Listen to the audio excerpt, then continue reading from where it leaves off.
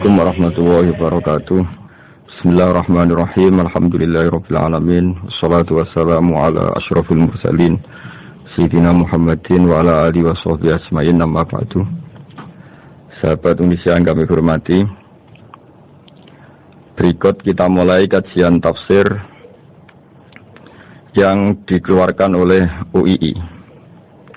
Mari kita mulai dengan surat Al-Baqarah. Bismillahirrahmanirrahim. Alif lam mim. Dzalikal kitabul la raiba fihi hudal lil muttaqin. Di sini diterjemahkan Alif lam mim ini termasuk ayat-ayat yang oleh para ulama dianggap mutasyabihat. Artinya kita tidak boleh memaksakan maknanya. Kita cukup iman bahwa itu dari Allah Subhanahu wa taala. Ini termasuk ayat-ayat yang kita percaya bahwa ada makna yang diinginkan Allah, tapi kita tidak perlu menduga-duga apa sepersisnya makna itu. Dzalikal kitabul la raiba fihi, kitab ini tidak ada yang diragukan. Hudal lil muttaqin, petunjuk bagi mereka yang bertakwa. Sahabat Indonesia yang kami cintai, yang kami hormati, muttaqin dari kata kerja ittaqa yattaqi ittiqaan. Maknanya adalah menjaga diri. Ada 3 kelas muttaqin dalam terminologi para ulama, istilah yang dikeluarkan para ulama. 1, muttaqin orang yang menghindari perilaku syirik atau perilaku kekafiran. Sehingga menurut para ulama, apapun faseknya seorang mukmin, apapun kelirunya orang mukmin, misalnya pernah mencuri, pernah korupsi, pernah apa saja, masih dianggap mukmin karena dia masih bertauhid la ilaha illallah Muhammadur Rasulullah. Ini muttaqin yang paling kelas pokok, kelas bawah. Kemudian ada muttaqin kelas kedua, yaitu mereka menghindari dosa besar tapi tidak bisa menghindari dosa kecil. Misalnya bisa menghindari dosa zina, tapi dia bisa menghindari dosa melihat perempuan yang bukan mahramnya, yang bukan halal bagi dia. Ketiga muttaqin paling ideal, yaitu menghindari dosa besar, juga menghindari dosa kecil, bahkan menghindari sesuatu yang tidak penting. Ini yang dalam terminologi ulama disebut para wali atau para ulama, yaitu yang dalam ayat ala inna awliya Allahi la khaufun alaihim wa lahum yahzanun. Ini penting kami jelaskan kelas-kelas muttaqin supaya bahwa mukmin tidak pernah keluar dari status iman meskipun dia pernah melakukan satu kesalahan besar.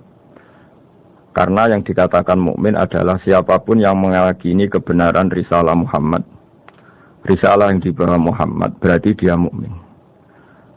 Soal dia melakukan dosa atau apa saja itu menjadikan dia fasik, tapi tidak keluar dari status mukmin.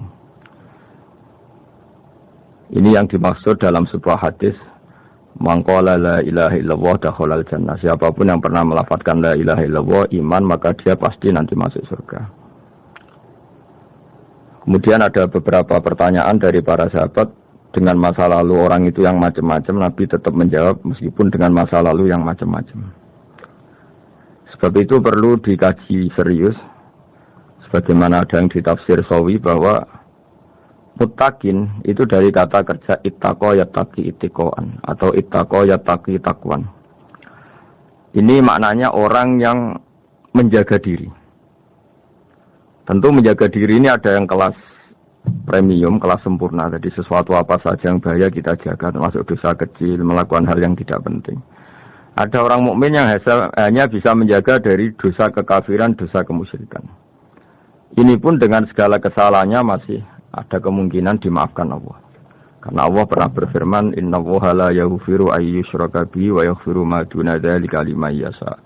Allah tidak akan memaafkan dosa syirik, tapi Allah masih bisa memaafkan atau masih berkenan memaafkan dosa di luar syirik. Kemudian yang perlu mengerti oleh sahabat Indonesia adalah makna la raiba fihi. Ini yang perlu kami ungkap, bahwa Al-Quran ini tidak ada keraguan padanya. Tidak ada keraguan, ini yang mudah kita teliti karena kita orang Indonesia. Mungkin rasa-rasa sastra Arab enggak kental. Mari kita teliti dari segi makna. Karena makna ini rasa dan rasa itu universal. Begini misalnya. Dulu orang-orang kafir Mekah karena mereka penyembah berhala, penyembah Tuhan-Tuhan yang banyak. Itu memprotes. Mereka memanggil tentu masih Muhammad, belum ya Rasulullah. Muhammad, kamu mengajak ke Tuhan berapa? Rasulullah menjawab, ke Tuhan yang satu. Lalu mereka bertanya, Muhammad urusan kita ini banyak, problem kita banyak. Tuhan banyak saja tidak bisa menyelesaikan, apalagi satu Tuhan. Ini yang diceritakan dalam sebagian ayat disebut, Aja'alal alihata ilaha wahida inna hadza lasyai'un ujab. Bagaimana mungkin Tuhan itu satu? Harusnya Tuhan itu banyak karena urusan kita banyak. Lalu Rasulullah dengan bimbingan Tuhan, bimbingan Allah mendatangi mereka, kemudian Nabi menjelaskan Tuhan itu adalah ketua kalian, Tuhan itu adalah pimpinan kalian. Bagaimana kalau Anda jadi pembantu kemudian punya majikan banyak, punya penguasa banyak, punya tuan banyak, kemudian semua tuan-tuan Anda ini memerintahkan Anda dengan perintah yang beda-beda. Apa kalian mau punya majikan atau pimpinan yang banyak? Mereka menjawab tidak, Muhammad. Terus mereka akhirnya sadar bahwa problem Tuhan banyak itu tentu lebih sulit, lebih problem. Karena nanti perintahnya beda-beda, keinginannya beda-beda. Mereka akhirnya tersadarkan bahwa sebaiknya atau seharusnya memang Tuhan itu satu. Jadi Rasulullah SAW menjelaskan logika bertauhid itu dengan sekian variasi, dengan sekian logika. Kemudian Nabi kedua juga menjelaskan logika kompetisi. Kata Nabi yang karena bimbingan Allah diberi satu pengertian. Andai kan Tuhan itu 2 atau 3, kemudian berebut dalam tahta aras atau tahta yang di alam raya ini. Sebagaimana lazimnya para penguasa. Maka pasti ada yang menang, ada yang kalah. Dan yang kalah tentu gak layak sebagai Tuhan. Ini yang disebut wala ala ba'duhum ala ba'd. Tentu kalau Tuhan itu banyak, mereka akan berkompetisi, akan bertarung. Dan pasti pemenangnya ya satu, karena memang layak jadi Tuhan tetap satu. Sadarlah bahwa orang-orang kafir Quraisy, orang-orang kafir saat itu sadar pentingnya bertauhid. Ketiga, Nabi juga menjelaskan tauhid secara ilmu logika. Begini para pendengar. Kalau dalam teori ilmu tauhid yang agak jelimet dijelaskan begini. Jika ada 2 Tuhan, maka alam raya ini enggak menjadi alam.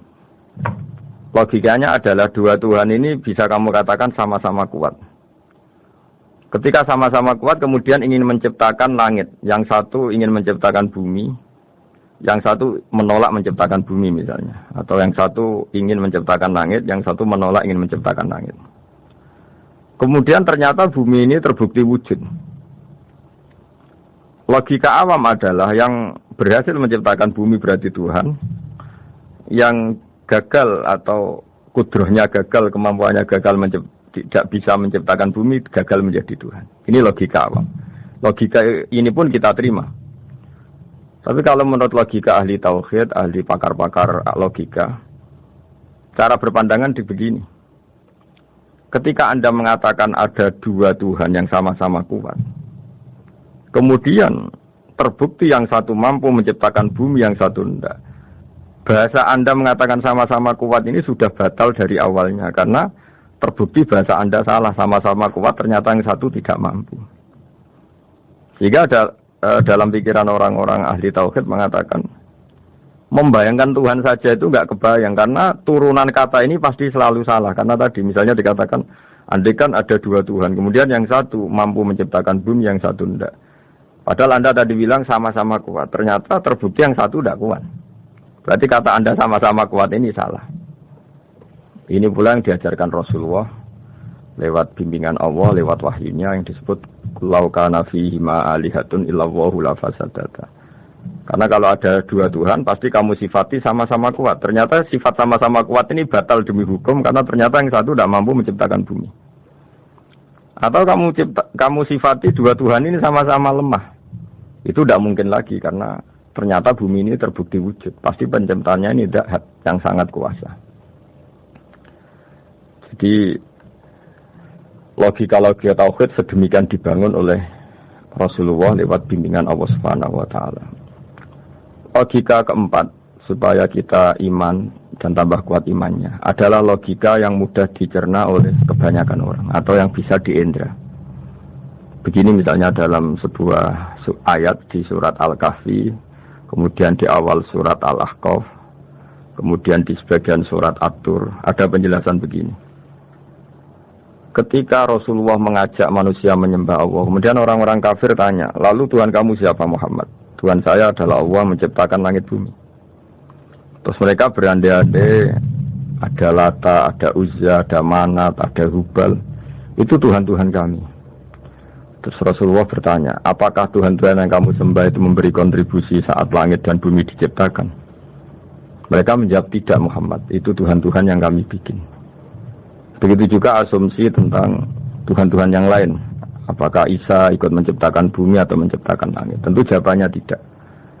Karena Isa lahir di bumi, orang tahu tanggal lahirnya, tahu tahunnya, dan sebelum ada Isa juga sudah ada bumi. Sehingga untuk menetapkan tauhid, berkali-kali Quran tanya, Amman khalaqas samawati wal ardh, siapa sih yang menciptakan langit bumi? Siapa sih yang menurunkan air dari langit? Siapa yang mengatur ini, itu, ini, itu? Akhirnya mereka menjawab, itu semua Allah Muhammad. Begitu juga kemungkinan setan misalnya. Setan itu fisik atau makhluk atau apa saja yang tidak kita lihat.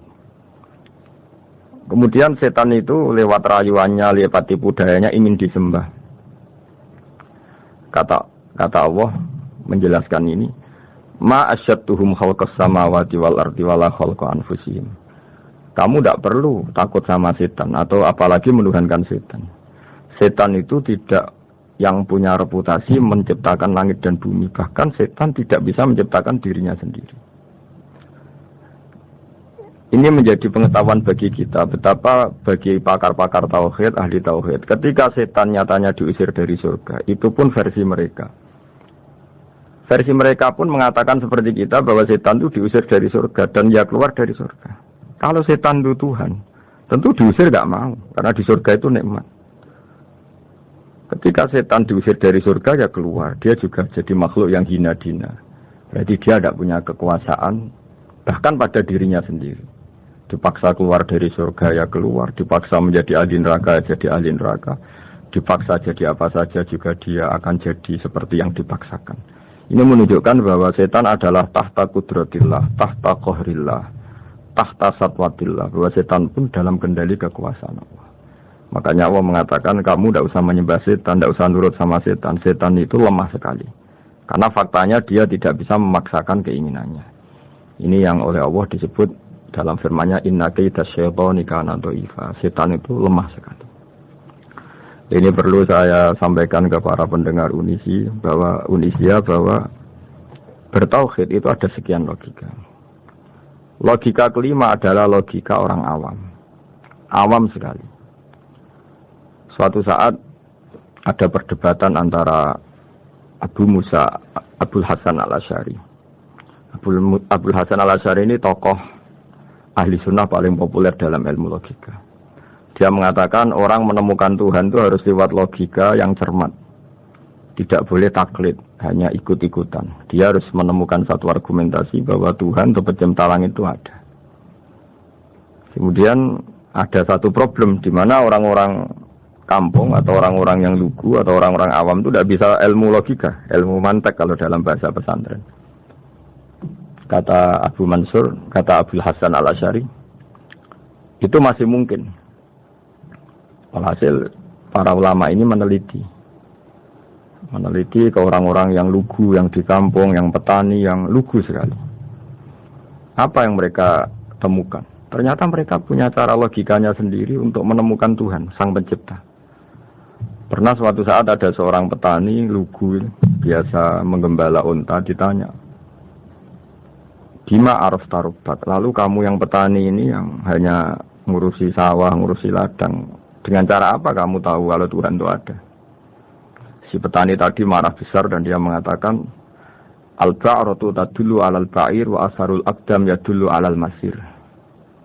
Kata petani tadi, yang namanya ada kotoran unta, pasti ada untanya. Yang namanya ada jejak kaki, pasti ada yang barusan lewat. Artinya kalau ada makhluk, pasti ada pencipta. Ini logika awam yang mudah. Kita tidak mungkin mengatakan bumi ini pencipta, mengatakan matahari pencipta. Kelihatan sekali kebendaannya, kelihatan sekali bahwa bumi matahari tidak punya ikhtiar, tidak punya kekuatan. Kelihatan sekali sifat-sifat kemakhlukannya. Jika benda-benda ini karuan makhluk, pasti menunjukkan bahwa ada penciptanya, ada kholiknya. Dalam logika Bedui tadi, si Bedui tadi, kalau ada kotoran sapi, pasti ada sapinya. Meskipun sapinya sudah sekarang nggak terlihat, mungkin sudah jalan kemana. Sama, kalau ada jejak kaki, meskipun orang yang tadi lewat sudah kita nggak tahu, tapi kita pasti tahu, pasti ada yang lewat. Ini yang dimaksud dalam bahasa Arab, al-ba'ratu tadullu 'alal ba'ir. Kalau ada kotoran sapi atau kotoran unta, pasti ada untanya. Wa asarul aqdam yadullu 'alal masir. Kalau ada jejak orang lewat, pasti tadi ada orang lewat. Nah, semua metode ini digunakan semua oleh Rasulullah. Logika yang bagi intelektual, logika bagi kaum awam, logika bagi kaum menengah, ya tidak awam, tidak. Semuanya digunakan, semuanya jadi media untuk memastikan bahwa logika tauhid ini logika pilihan, logika yang benar-benar logika. Sehingga dalam banyak ayat disebut agama ini li kaum yaqilun, li kaum yatafakkarun, bagi kaum yang bisa berpikir, bagi kaum yang punya akal. Lalu kemudian kami teruskan alladzina yu'minuna bil ghaibi. Ini kata ghaibi bukan kayak dalam bahasa Indonesia misalnya setan atau hantu disebut barang gaib.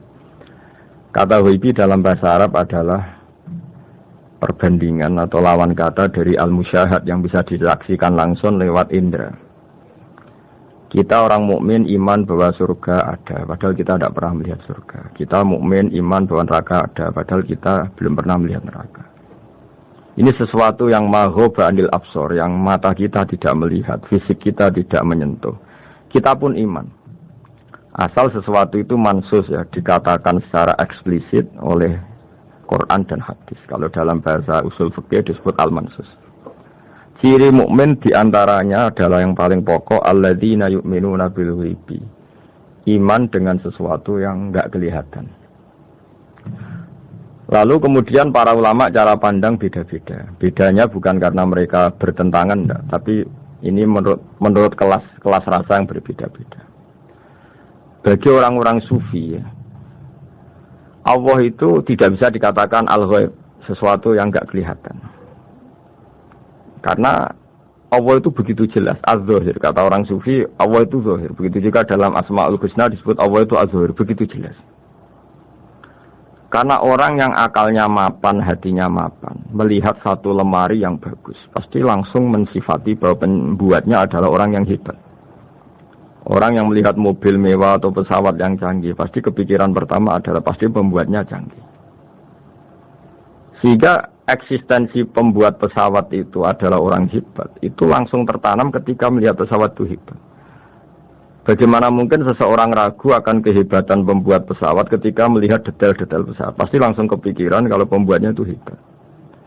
Memutuskan bahwa pembuat pesawat hebat itu tidak harus ketemu yang membuat, juga tidak harus melihat. Tapi akal kita pasti meyakini pembuatnya itu hebat. Berarti keputusan menyimpulkan bahwa pembuatnya hebat adalah az-zahir begitu jelas. Begitu juga langit dan bumi, matahari semuanya tertata rapi. Air dengan fungsi manfaat yang sebegitu hebat, oksigen, semua tanaman, buah-buahan. Meskipun kita tidak pernah melihat Tuhan, tapi akal kita, nurani kita, pasti berkeyakinan dan tahu betul, pasti pembuatnya itu zat yang super hebat, super bijaksana. Sehingga dalam kategori ini Allah tidak bisa dikatakan suatu yang tidak tersentuh, yang tidak terjangkau. Allah itu az-zahir begitu jelas. Sehingga di antara Asmaul Husna disebut az-zahir. Sebab itu saya menganjurkan atau saya punya saran bahwa alladzina yu'minuna bil ghaibi itu contoh paling mudah itu kayak surga, kayak neraka. Kalau Allah sendiri itu az-zahir, mudah diketahui.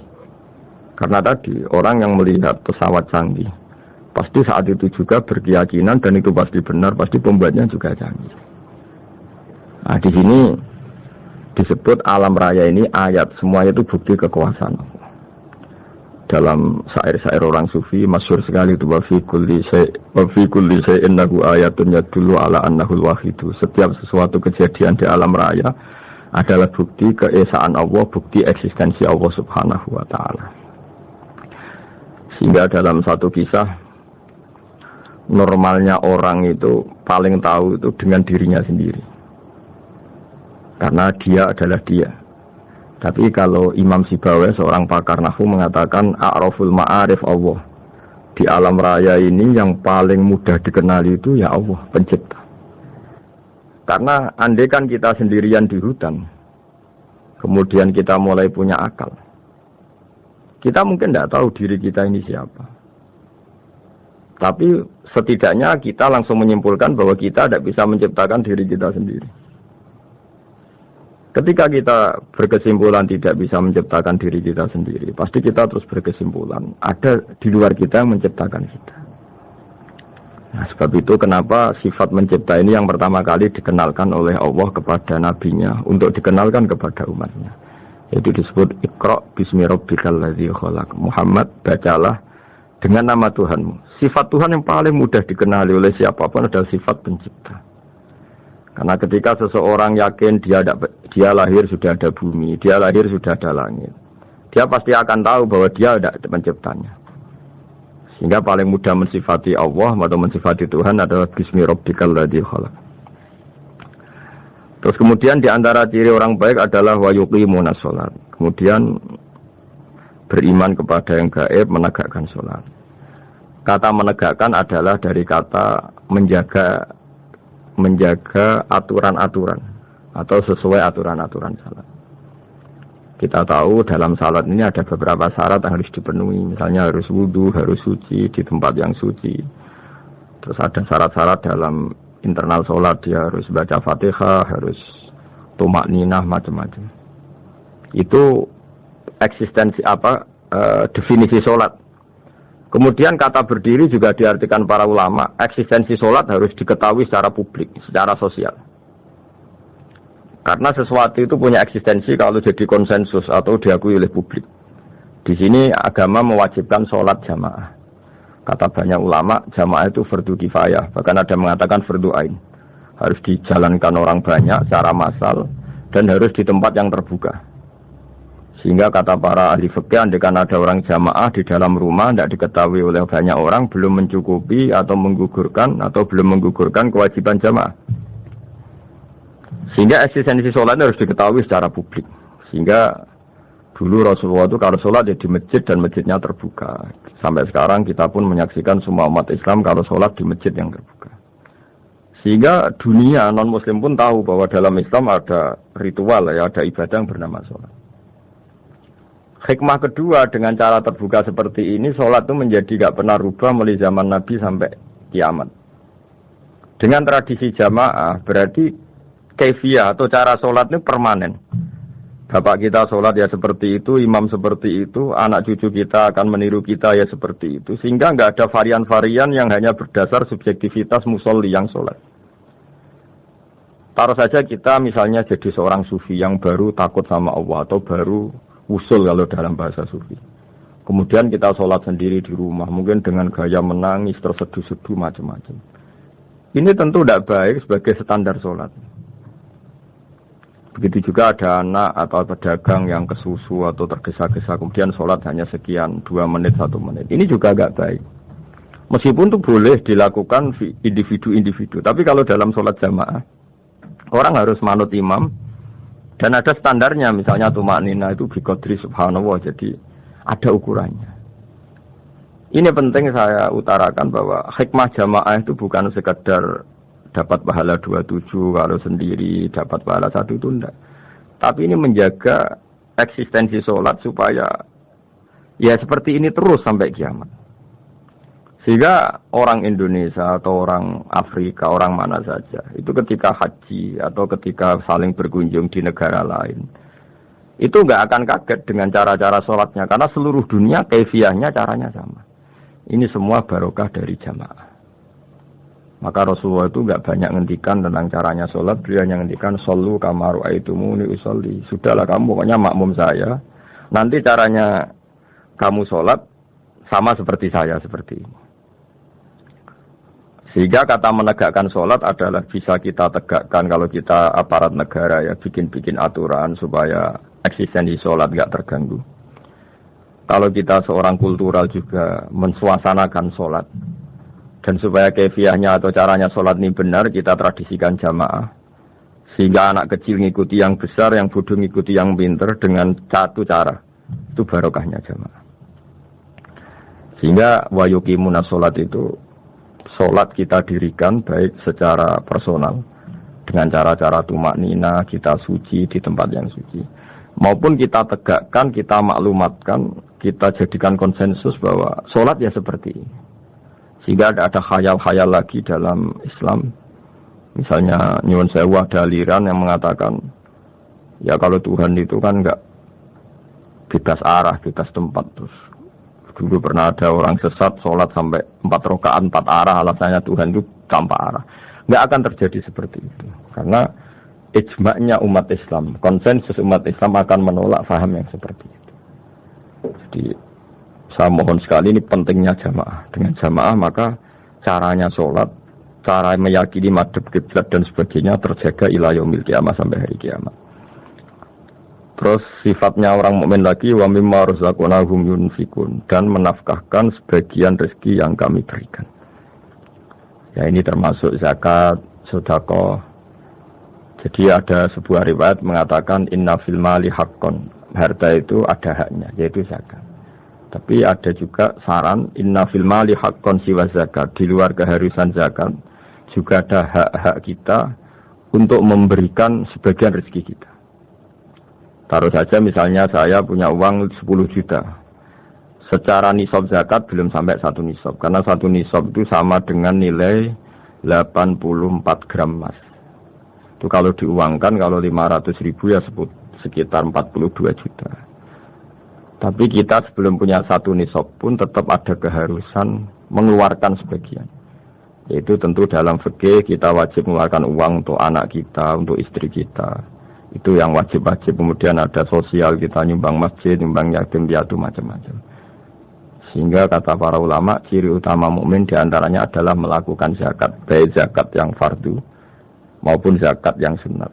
Karena kata zakat itu dimaknai fardu, sebetulnya definisi para ahli fikih untuk membedakan zakat yang wajib dengan sedekah. Tapi sebetulnya zaman dulu enggak ada seperti itu. Zakat itu maknanya bersihkan harta. Sedekah dari kata sedekah bukti benarnya iman. Jadi sedekah dari kata dari kosakata sedekah yasduqu sidqon, sesuatu yang membuktikan kita loyal itu disebut sedekah. Kita nikah, mas kawin di bahasa Arab kan sedekah, dari kata sedekah juga. Kita bukti iman, loyal, kita sedekah. Bukti bahwa kita teman akrab disebut sidik atau sodik. Kalau dalam bahasa Arab teman namanya juga sodik, karena cara bertemanan secara benar, secara loyal.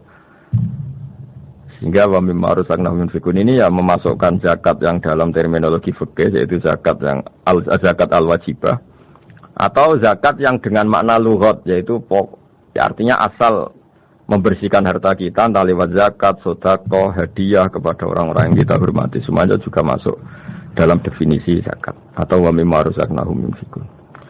Kemudian sifat terakhir dari orang muttaqin adalah walladzina yu'minuna bima unzila ilaika wa ma unzila min qablika bil akhirati hum yuqinun ulaika ala hudam mir rabbihim wa ulaika humul muflihun. Di sini diterjemah mereka yang beriman kepada kitab yang kami turunkan kepadamu dan yang diturunkan sebelum kamu. Ini kata yang diturunkan sebelum kamu penting sekali karena ciri utama Nabi adalah dia tidak pernah beda dengan Nabi sebelumnya. Karena kebenaran tauhid pasti tunggal. Nabi-nabi dulu pasti mengajarkan tauhid, hanya menyembah Allah. Enggak mungkin Nabi berikutnya kemudian bikin ajaran baru dalam tauhid. Sehingga andaikan semua kitab Injil, Taurat itu masih versi yang orisinil, pasti enggak ada yang beda dengan Quran. Karena ciri utama kebenaran adalah iman dengan Quran dan iman kepada kitab yang diturunkan sebelum Al-Quran. Wabil akhirati hum yuqinun, mereka juga yakin akan datangnya hari akhir. yaitu bisa disebut yaumul ba'ats. Terus ketika semua kriteria itu terpenuhi, baru ulaika ala hudam mir rabbihim wa ulaika humul muflihun. Mereka itulah yang berada pada petunjuk Allah dan merekalah orang-orang yang berbahagia. Para pendengar sahabat Indonesia, semoga kajian ini bermanfaat. Dan ini mulai ayat 1 sampai 5 dalam surat Al-Baqarah, yaitu surat yang dalam tartibnya mushaf nomor 2 setelah Fatihah. Jadi kalau dalam ulumul Quran disebut ada surat yang berdasar nuzulul Quran, yaitu surat Iqra, kemudian Mudaththir. Ada urutan surat yang berdasar tartibul mushaf, yaitu yang kita punyai sekarang, yaitu Fatihah, terus Baqarah dan seterusnya. Dan urutan-urutan ini pun sesuai petunjuk Rasulullah SAW. Saya kira demikian.